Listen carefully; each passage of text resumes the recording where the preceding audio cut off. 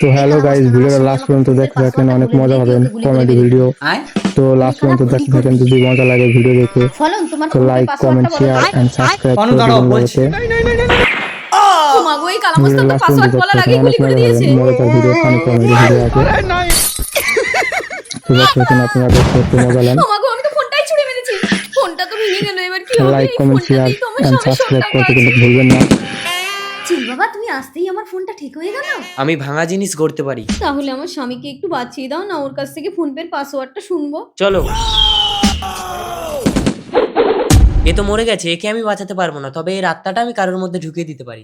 কাকে পাই কাকে পাই, দেখতে থাকেন, আর like, comment, share and subscribe করতে কিন্তু ভুলবেন না। দিদি আমার স্বামীটা মারা গেছে, ওর ফোনে অনেক টাকা আছে, তোমার স্বামীর শরীরে ওর আত্মাটা ঢুকিয়ে ফোন পের পাসওয়ার্ডটা শুনে নেবো।